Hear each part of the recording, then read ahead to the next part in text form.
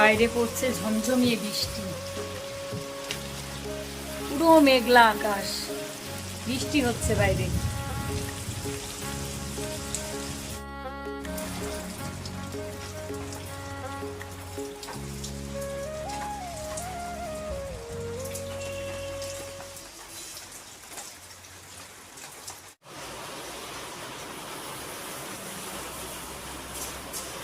সুপ্রভাত বন্ধুরা, আরও একটা নতুন ব্লগে আপনাদের অনেক অনেক শুভেচ্ছা ভালোবাসা জানিয়ে আজকে ব্লগটা শুরু করলাম।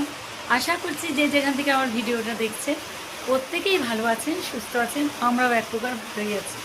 তো সকাল থেকে শুরু হয়ে গেছে বৃষ্টি, কয়েকদিন থেকেই কিন্তু মেঘলা মেঘলা আকাশ, বৃষ্টি হচ্ছে মাঝে মাঝে। কিন্তু গতকাল রাতেও বৃষ্টি হয়েছিল, আর আজ ভোরের থেকেই আবার বৃষ্টি শুরু হয়ে গেছে। টিনের চালে বৃষ্টির শব্দ শুনতে পাচ্ছেন আপনারা। জানি না আমার কথাগুলো কতটা আপনারা শুনতে পাচ্ছেন, কারণ আমার রান্নাঘরটা যেহেতু উপরে টিন, মানে পুরো বাড়িটাই টিনের চাল, কিন্তু ওই ঘরগুলোতে যেহেতু সিলিং দেওয়া অতটা শোনার না, কিন্তু রান্নাঘরটা একদম পুরো সিলিং তো নেই, শুধু টিন আছে, এই জন্য টুকটাক করে বৃষ্টির শব্দ হচ্ছে। আর রাত্রিবেলা ঘুমানোর সময় যদি এরকম বৃষ্টির শব্দ শোনা যায় না, দারুণ লাগে। বৃষ্টির শব্দে একটা অভ্যাসে পরিণত হয় ঘুমের জন্য। তো চলুন আর বকবক করছি না, এই যে এখানে রান্নাও বসিয়ে দিয়েছি। এখানে করছি ডিম, আর এখানে যে মাছ ভাজা করে নিচ্ছি, মাছের ঝোল হবে আমাদের জন্য। ছেলে যেহেতু মাছ খায় না, ওর জন্য ডিম রান্না করছি। আর এখানে এই যে দেখুন, এখানে ঝিঙে রেখেছি, ঝিঙে দিয়ে সর্ষে দিয়ে খাবে বলছে, সেটা বানাবো। আর টক দই আছে, আর কিছু করবো না, কারণ বেশি রান্না করলে কেউ খেতেও চায় না, এই জন্য। তো চলুন ব্লগটা দেখতে থাকুন, আশা করছি আপনাদের খুব একটা খারাপ লাগবে না। তো রান্নাটা সেরে নিই ঝট করে, ছেলে আবার বেরিয়ে যাবে, আমাদের দাদাভাইও বেরিয়ে যাবে। চলুন রান্নাটা করে নিই, পরে আবার কথা বলছি আপনাদের সঙ্গে।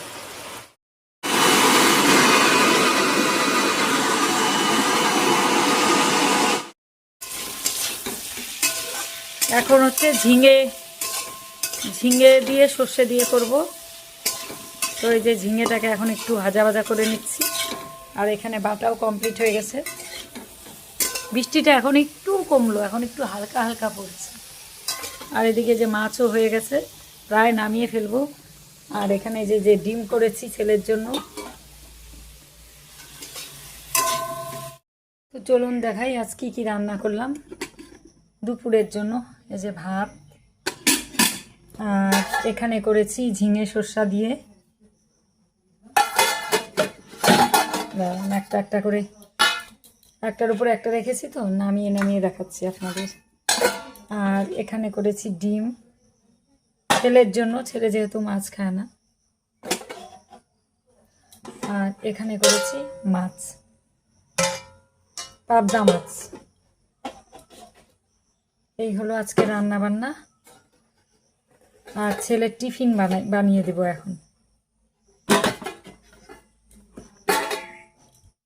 ফোন করছি যে সয়াবিন দিয়ে সব কিছু, সয়াবিন, ডিম, মটরশুঁটি, কাজু, কিশমিশ সব দিয়ে একটু ফ্রাইড রাইস বানিয়ে দিচ্ছি। ওর টিফিন রেডি হয়ে গেছে। বৃষ্টিটা কমে যাওয়ার পর কি সুন্দর আকাশটা, নীল নীল আকাশ, পেঁজা তুলোর মতন মেঘ, কি দারুণ লাগছে দেখতে। আর এখন উঠোনটা ঝাড় দিয়ে দিব, কারণ সকাল থেকে বৃষ্টি হচ্ছিল, এই জন্য উঠোনটা ঝাড় দিতে পারিনি। তো এখন যেহেতু বৃষ্টিটা কমে গেছে, তাই এখন এই যে উঠোনটা ঝাড় দিতে চলে এলাম।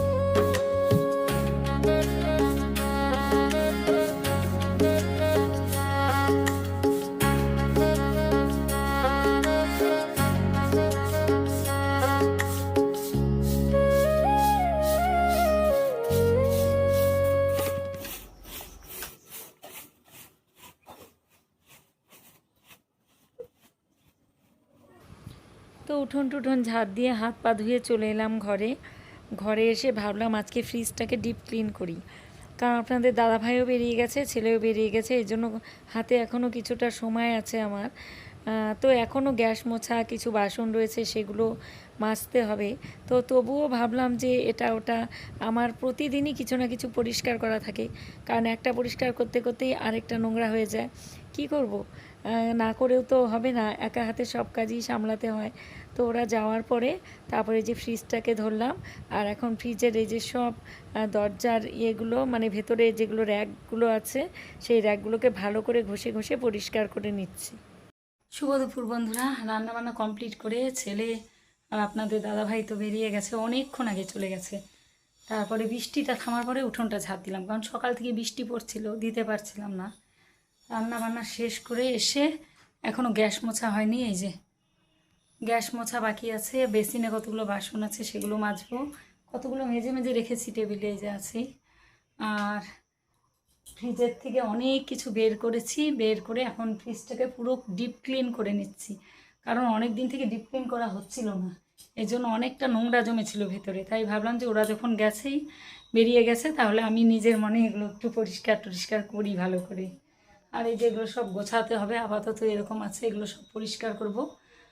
আর এই যে এই র্যাকটাকে তো এখানেই রেখেছি, আপনাদের দেখিয়েছিলাম গতকাল, এর মধ্যে অনেক জিনিস রাখা হয়েছে সাজিয়ে, গলা বসে গেছে আমার।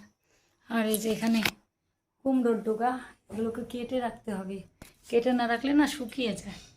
তো এই যে দেখুন ফ্রিজ পরিষ্কার করতে গিয়ে কত জল পড়েছে নিচে। ফ্রিজটাকে দেখুন একদম ডিপ ক্লিন করেছি, পরিষ্কার করে নিচটা খালি এই জায়গাটা মানে ভালো করে পরিষ্কার করা হয়ে গেছে, এখন মুছে নেব। একদম সুন্দর করে ঘষে টুষে নিয়েছি, নিচে মুছে নেব, এগুলো মোছা টোছা হয়ে গেছে একদম। আর এই যে দেখুন অবস্থাটা, এখানে মুছে মুছে জল চিপে চিপে মুছছি এগুলোকে। আর নিচে দেখুন কত জল পড়েছে, এই যেগুলো জায়গা সব পরিষ্কার করে তারপরে জল দিয়ে দিয়ে একদম পরিষ্কার করে দিয়েছি, সুন্দর করে করে মুছে নিয়েছি। আপাতত অফ আছে ফ্রিজটা। তো এখন এই যে ঘর টর সব এই অবস্থা হয়ে আছে, এগুলো সব পরিষ্কার করতে হবে। দেখুন এখনও কত কাজ বাকি আমার, এগুলো সব গ্যাস ট্যাস মুছতে হবে, এখানে কতগুলো বাসন আছে সেগুলো মাজতে হবে।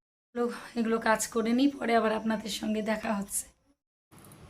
এবারে ফ্রিজটাকে পুরোটা প্লাগ প্লাগ খুলে তারপরে আমি এই যে ফ্রিজটাকে টেনে একদম সামনের দিকে নিয়ে এসেছি। আর ফ্রিজের পেছনে যে জল জমে থাকে সেই জলগুলোকে আমি এই যে পিচকারির সাহায্যে নিয়ে নিয়ে বেসিনের মধ্যে ফেলছি। আমি এভাবেই পিছনের জলগুলো সব পিচকারি দিয়ে দিয়ে নিয়ে মানে সব ফেলে দিই। তার কারণ ওই মানে কিছু চুবিয়ে চুবিয়ে ওঠানোর মতন খোপ খোপ করা আছে, খুব অসুবিধে হয়। আর পিচকারি দিয়ে ফেললে কি একবারে সব জল উঠে যায় পিচকারির মধ্যে, কোনো অসুবিধেও হয় না। আর ফ্রিজটাকে টানতে টানতে এদিকে এনে দেখছি ফ্রিজের নিচেও কত নোংরা ময়লা পড়ে আছে। তারপরে সেগুলোকে ভালো করে ঝাড় টাড় দিয়ে মুছে একদম পরিষ্কার করে নিয়েছি। গোটা ঘরটাকেই আমার আবার ডিপ ক্লিন করতে হচ্ছে। ফ্রিজ পরিষ্কার করে এবারে চলে এলাম গ্যাসটাকে মুছতে। তো গ্যাসটাকে মুছে নিয়ে তারপরে বেসিনে কতগুলো বাসন রয়েছে মানে সিঙ্কে, সেগুলোকেও আমার মাজতে হবে। তো এখন বাজে দুপুর 1টা। তো কাজ করতে করতেই সকাল থেকে কিভাবে যে সময় চলে যাচ্ছে কিছুতেই বুঝতে পারছি না। কিন্তু এই কাজগুলো না করলেও তো চলবে না। আর আমি রান্নাঘরটাকে সবসময় ক্লিন রাখার চেষ্টা করি, কারণ দিনের অধিকাংশ সময়ই, দিন রাতের অধিকাংশ সময়ই আমি রান্নাঘরেই কাটাই। কারণ প্রত্যেকটা মেয়ে মানে বউয়েরই, হাউসওয়াইফ যারা আছে তাদের বোধহয় দিনের মধ্যে অধিকাংশ সময়টাই রান্নাঘরে কেটে যায়। আর খাওয়া দাওয়ার হাইজিন মেনটেন না করলে তো চলবে না, কোথা থেকে কি হয়ে যাবে, ফুড পয়জন। এই জন্য যতটা পারি নিজেদের থাকার ঘরগুলোর থেকে আমি রান্নাঘরটাকে মানে পরিষ্কার পরিচ্ছন্ন রাখার চেষ্টা করি যতটা সম্ভব। তো গ্যাস মুছে এবারে যে সিঙ্কে যে বাসনগুলো ছিল সেগুলো সব মেজে নিচ্ছি। আর কতগুলো কৌটো টৌটো ছিল, ভাবলাম সেগুলোও মেজে রাখি। এরপরে আমার এই যে টেবিল দুটোকেও পরিষ্কার করতে হবে। তো ডাইনিং টেবিলটাকেও একটু মুছবো আর টি টেবিলটাকেও মুছতে হবে। তো টেবিলগুলোর মধ্যেও অনেক সময় বাইরে থেকে জানলাটা খোলা থাকলে না ধুলোবালি এসে মানে প্রতিদিন মোছা হয় তাও মনে হয় একটু হালকা হালকা মানে ধুলোবালি এরকম আসে। এই জন্য মানে মুছে নিলে পরিষ্কার থাকে, প্রতিদিন যদি একটু একটু করে মুছে পরিষ্কার রাখা যায়। তা না হলে মানে অনেক দিন পর পর পরিষ্কার করলে না অনেকটাই নোংরা হয়ে যায়। এই জন্য আমি একদিন দুই দিন পর পরই একটু পরিষ্কার রাখার চেষ্টা করি। তো কথা বলতে বলতে বাসনগুলো মাজা কমপ্লিট হয়ে গেছে। এবারে এই যে চলে এলাম এই ডাইনিং টেবিলটাকে পরিষ্কার করার জন্য। তো এখানে বোতল টোতল সব নামিয়ে নিয়ে একটু এর মধ্যে সার্ফ লাগিয়ে নিয়ে ভালো করে এই যে ঘষে ঘষে ডাইনিং টেবিলের কভারটাকে পরিষ্কার করে নিচ্ছি। কারণ শুধু জল দিয়ে মুছলে অনেক সময় পরিষ্কার হয় না, এই জন্য এর মধ্যে একটু সার্ফ লাগিয়ে মানে এটাকে ঘষে ঘষে মুছে নিচ্ছি। আর চকচকা হয়ে যাচ্ছে বেশ সুন্দরভাবেই। তো ডাইনিং টেবিলটা পরিষ্কার করার পরে এবারে এসেছি টি টেবিলটা পরিষ্কার করতে। এটা এতদিন ঢাকনা দেওয়া ছিল না, আর এর মধ্যে একটু তেল তেলে ভাব হয়ে যেত।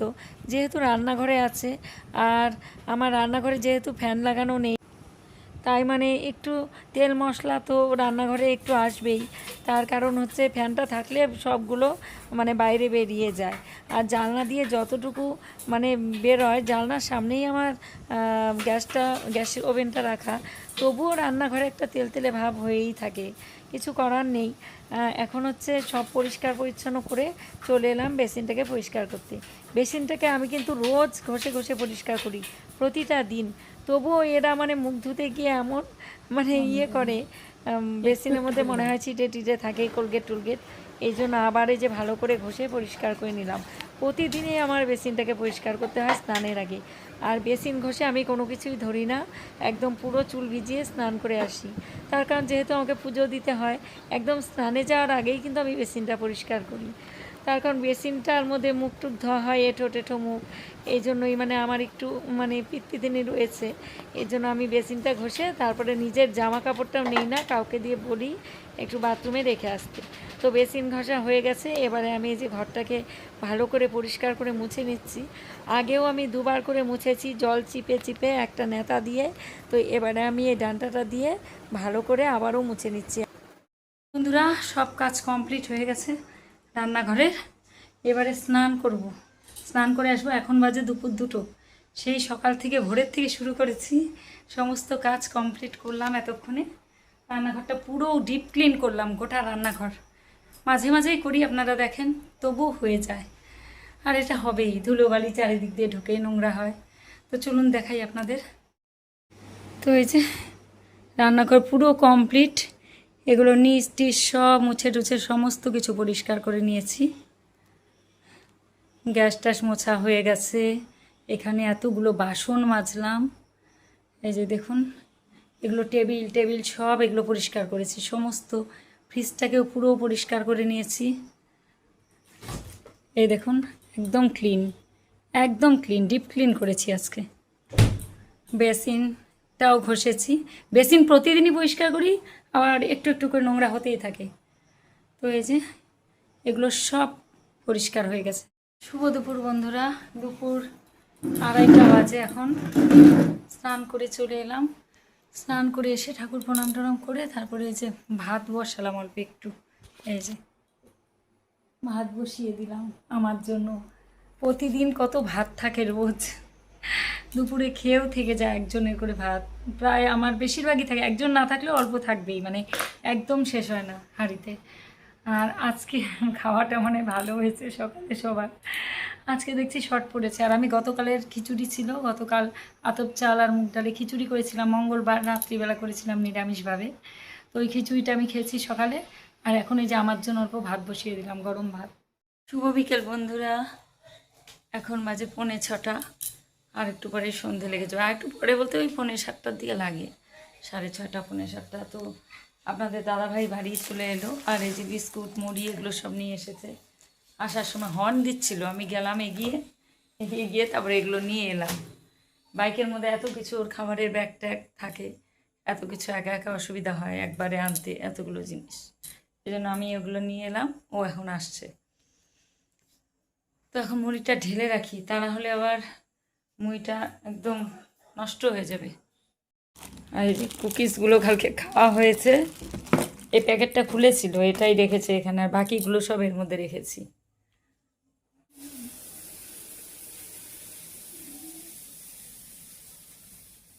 তো মুড়ি ঢালা হয়ে গেল, এখনই ঢেলে রাখলাম, তা না হলে না এটা পরে ঢাললে আবার অনেক সময় হাওয়াটাও ঢুকে যায়নি, এতটা রাস্তা এসেছে। শুভ সন্ধ্যা বন্ধুরা। তো রান্নাঘরের কাজ কমপ্লিট করে আমি মানে আমার নাইটিটা ছেড়ে ধোয়া নাইটি পরে চলে এলাম ঠাকুর ঘরে।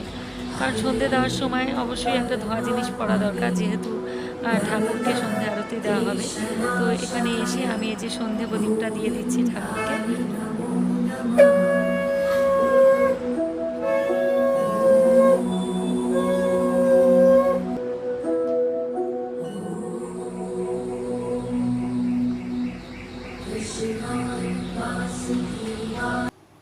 তো এবারে যে বাইরে যেই বাসনগুলো জল ঝরাতে দেওয়া হয়েছিল, মাজার পরে সেই বাসনগুলোকে নিয়ে এলাম।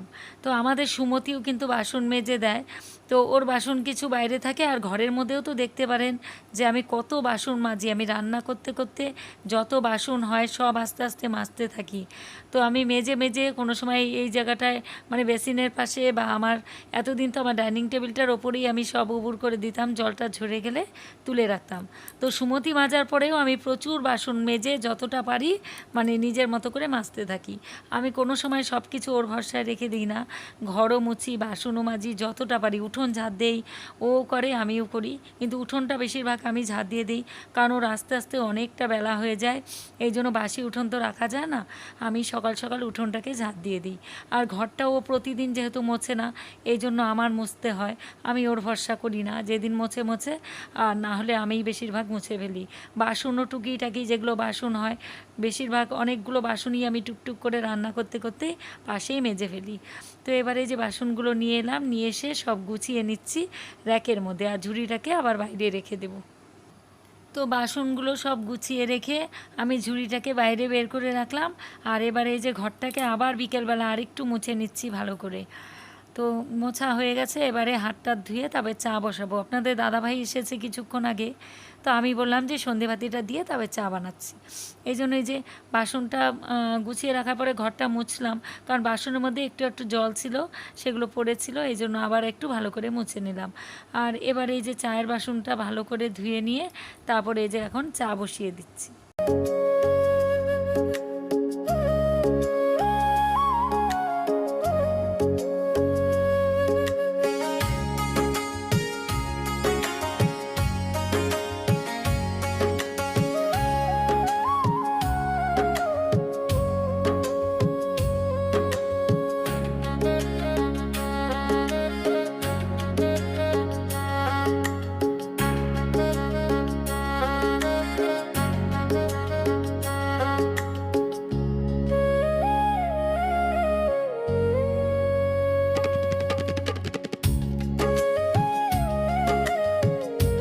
জল ফুটে গেছে, এবার এই যে চা পাতা দিয়ে দিচ্ছি, চিনি দিয়ে দিয়েছি আগেই।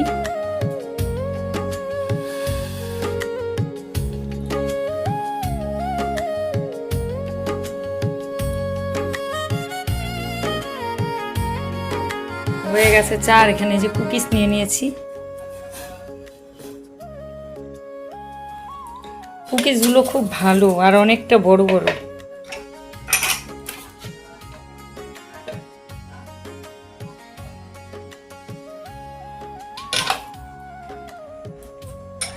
চা আজকে একটু বেশি করেই করেছি, কারণ কুকিজ দিয়ে অনেকটা চা লেগে যায়।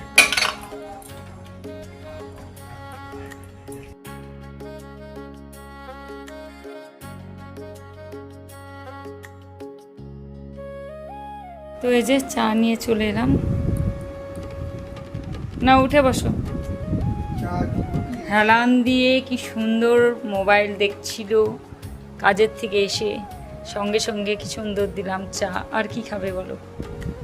তোমাদের কি সুন্দর ডিউটি না, একটা টাইম বান্ধা। ছোটবেলার এই ইয়েটা তো পেলাম, কিন্তু ইয়েটা তো পাচ্ছি না। কি? সেটা হলো তোমার ফাফা বিস্কুট, ওই সাদা রঙের। বেকারিতে গিয়ে জিজ্ঞেস, ও আমরা ছোটবেলা না ওই বিস্কুটগুলো আমরাও খেতাম তো, সাদা রঙের গোল গোল তো। হ্যাঁ, মানে কাচের বয়ামের মধ্যে বিক্রি হতো। হ্যাঁ, আমরাও খেয়েছি এগুলো। আর তোমাদের দেখো কি সুন্দর, তোমাদের একটা নির্দিষ্ট টাইমে কাজ হয়, তারপরে বাড়ি এসে কত সুন্দর যত্ন আত্তি পাও। আর আমাদের সকাল থেকে রাত অবধি সার্ভিস, আমাদের নো স্যালারি, নো স্যালারি, সকাল থেকে রাত অবধি স্যালারি ছাড়া কাজ করে যাও। রাত অবধি কি, যতক্ষণ না ঘুমোবো ততক্ষণ পর্যন্ত, ভোরের থেকে, তাই না? স্যালারি ছাড়া। এইটা স্যালারি নিতে গেলে কত স্যালারি দিতে হতো বলো তো? আমাদের যদি এরকম সিস্টেম থাকতো, ঘরের মধ্যে স্যালারি দিতে হবে সব ভাগ ভাগ করে, রান্নার জন্য আলাদা, কাজের জন্য, ঘর গোছানোর জন্য আলাদা, কাপড় কাচার জন্য আলাদা, তারপরে যা যা সব কিছুর জন্য আলাদা, তাহলে তোমাদের মাইনার টাকা সব এইদিকে দিতে দিতেই শেষ, তাই না বন্ধুরা? আমরা নিঃস্বার্থভাবে সংসারের জন্য প্রচুর পরিশ্রম করে যাই, কোনো স্যালারি ছাড়াই। ঠিক আছে বন্ধুরা, এখন চা খাই। ও তো খেয়ে নিচ্ছে চা কুকিজ দিয়ে। তো আজকে ভিডিওটা এখানেই শেষ করছি, সকাল থেকে শুরু করেছি। আজকের ভিডিওটা কেমন লাগলো অবশ্যই কিন্তু কমেন্টে জানাবেন। তো গুড নাইট, সবাই ভালো থাকবেন, টাটা। ফিরে আসছি নতুন ব্লগের সঙ্গে।